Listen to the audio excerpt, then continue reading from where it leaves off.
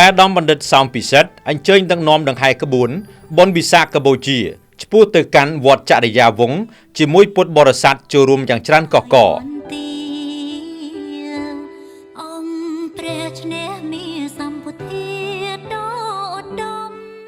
នៅរសៀលថ្ងៃទី11ខែឧសភាឆ្នាំ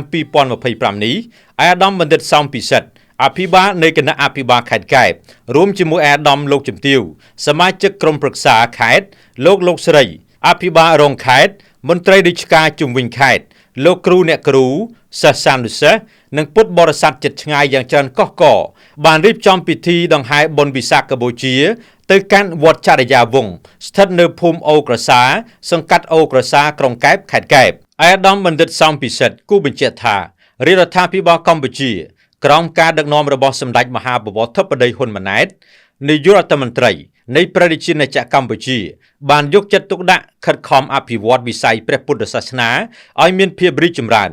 ទាំងក្នុងពេលបច្ចុប្បន្ននិងពេលអនាគតស្របពេលដែលប្រទេសកម្ពុជារបស់យើងទទួលបានសុខសន្តិភាពពេញបរិបូរណ៍ជាការពិតណាស់មលុបសន្តិភាពធ្វើឲ្យយើងមានឱកាសជួបជុំគ្នាមានឱកាសចូលរួមធ្វើបុណ្យនិងកសាងនៅទីវត្តអារាមដែលជាទីកន្លែងមួយ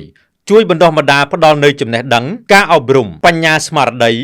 ទាំងខាងពុទ្ធចក្រនិងអាណាចក្រអាដាមបណ្ឌិតអភិបាលខេត្តបានអំពាវនាវដល់ព្រះសង្ឃក៏ដូចជាពុទ្ធបរិស័ទទាំងអស់ត្រូវបន្តរក្សាសន្តិភាពឲ្យបានគង់វង្សបើគ្មានសន្តិភាពគឺគ្មានអ្វីៗទាំងអស់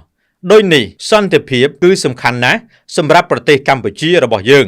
ក្រៅពីនេះសូមឲ្យជៀសឆ្ងាយពីគ្រឿងញៀនលបែងស៊ីសងគ្រប់ប្រភេទនិងបន្តចូលរួមគោរពច្បាប់ចរាចរណ៍ឲ្យបានគ្រប់គ្នាគូបញ្ជាក់ថាវិសាខកម្ពុជាជាពិធីបុណ្យព្រះពុទ្ធសាសនាដ៏ធំ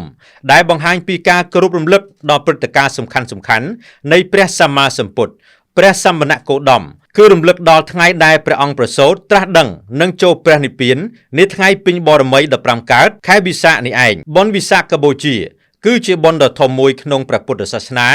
ដោយមានមហាជនចាស់ក្មេងប្រុសស្រី